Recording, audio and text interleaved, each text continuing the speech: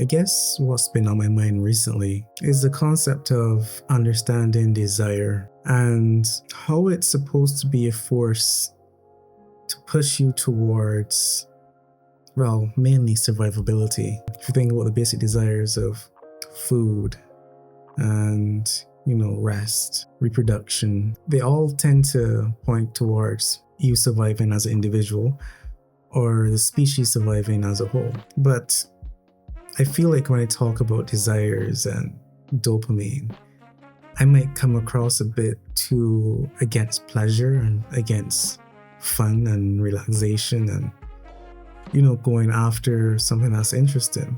But that's not necessarily the case. When I talk about dopamine and I talk about pleasures, I'm usually speaking about it from an abuse type of standpoint. Like there's substance abuse, there's pleasure abuse. There's nothing wrong with pleasure. And you can only get to a place of, I will call it healthy desire, if you stop the overconsumption of it. If you come back a bit and you go into a place of stillness. We always in a cycle of pleasure and pain, especially when it comes to stress and work. But pleasure isn't the enemy. Stress isn't the enemy. These things in moderation are necessary to be a healthy human being. The body needs stress in order to remain active and to grow. You need pleasure to not live a monotone life and to enjoy and to, do many things. When you eat something that's delicious, that's a good sign of pleasure. But what happens if you eat a lot of sugary, pleasurable food? The things that were meant to be pleasurable at baseline, like for example, a simple fruit, or even just a simple vegetable that doesn't have any added sugar, because you set the bar of your pleasure so high, you've abused it. What's supposed to be a healthy pleasure feels uninviting. Same thing with porn addiction. You're seeing a whole amount of nudity. Not nudity in the sense that nudity is bad. You can be in a tribe where nudity is completely normal, but it's over-sexualized nudity that I'm speaking about. Where nudity is just pornographic, you're sexualizing it. It's a pleasurable thing.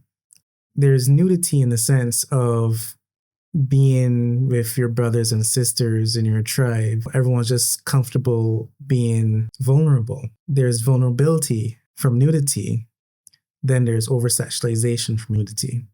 And I'm speaking about the over-sexualization of nudity that overstimulates our pleasure centers. And that drives us down a path where the basic interaction, the basic human connection feels almost dull because you've become accustomed to this over-sexualized world. Same thing with sugar and food.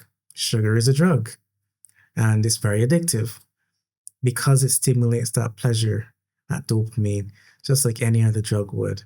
That's why porn is a drug too. So what I'm speaking about when I talk about desire and I talk about pleasure, I'm more speaking about the abuse of it.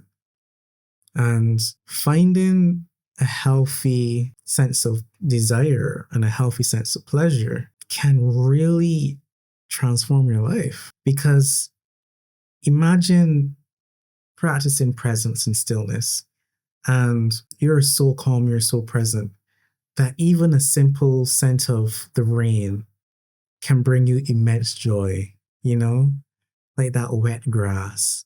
Touching the grass can bring you immense joy. Seeing the sun, seeing how light reflects out of a simple water drop from a tree. You can only get back to the place of pure joy, pure acceptance for what is, if you're not constantly flooded with the pleasures that the modern world has for us.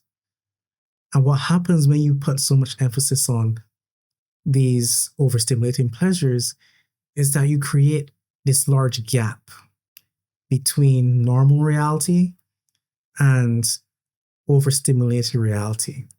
And within that gap is depression. So presence and stillness really is there to help bring you back from the overstimulated reality that we find ourselves in. The pleasurable screens, the oversugared foods, the oversexualized environments, the overuse of drugs and narcotics, the overuse of light, for example. There's such a thing as called light pollution. Humans didn't have this much light back in the day. I'm not saying that it's bad to have light. I'm just saying we're in an age where we're always stimulated. So true pleasure that comes from a healthy place that is meant for us to enjoy this life to the full is kind of hijacked. And you can't sustain high amounts of pleasure for that long. Eventually you will crash. And what happens is the bigger the high, the bigger the crash. So that's why you can be in a present state of mind, completely in the now, and you can find pleasure from like the grass. But when you start feeling that pleasure, it's not a big drop. It's an increment wave. And to be present is to accept the little peaks and the little troughs. You might feel a little bit of joy, pleasure right there. And they might feel a little bit of like, melancholy or a little bit of sadness, but it goes in like these small little waves. And that's the healthy wave of the human experience. The unhealthy wave takes you from this to this.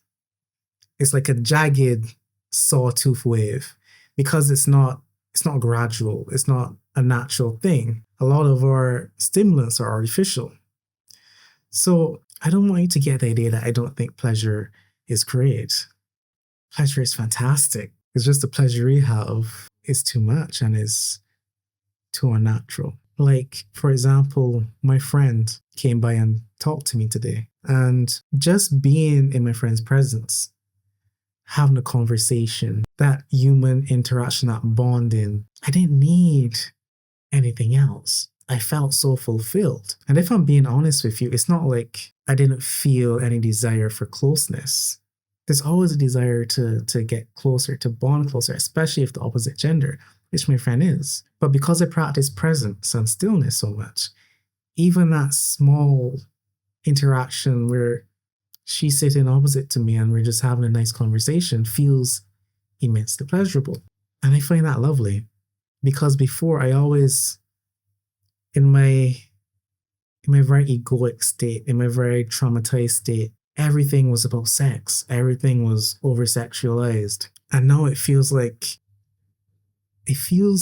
even more pleasurable than if everything ended in a sexual experience. And you can only fully understand what that feels like if you come back to a baseline state of pleasure and dopamine. There's a sexual practice that you can try for males specifically. It's a masturbation practice, but you don't ejaculate. I practice this principle. Masturbation without ejaculation. There's spiritual reasons for it. I don't really want to get into like the energetic reasons as well, and losing energy and jinn and, the Eastern philosophy on ejaculation. But holding back and not going all the way to 100, it kind of extends the experience and it brings it to a more balanced state. You don't feel exhausted at the end. You don't have a crash. And with all these experiences we're having now, all these stimulants, you go right up to the top and then you go right back down to the bottom. So there are many things, small little things that you can do in your life to not go all the way to the top of things and to regulate that pleasure. Because for us in this world, we have to. Everything is trying to feed us more dopamine. We're just flooded with it. So we, as individual beings, have to regulate all of this influx of stimulants. We have to decide how much we can take in, how much is healthy for us to take in. And it's always a good idea to come back to a baseline state of stillness, where there's no pleasure, it's just presence. But yeah, I feel like because I've been talking about the dangers of dopamine and pleasure, that I had to come with a better understanding of the whole picture, that pleasure is not bad. Dopamine is not bad, But the abuse of these things are very unhealthy for us as human beings. But that's it for today. Thank you for watching. If you like my content, please leave a like. If you want to see more of me, subscribe to my channel. And tell me how you're going to deal with your pleasure. Comment below. Have an awesome day.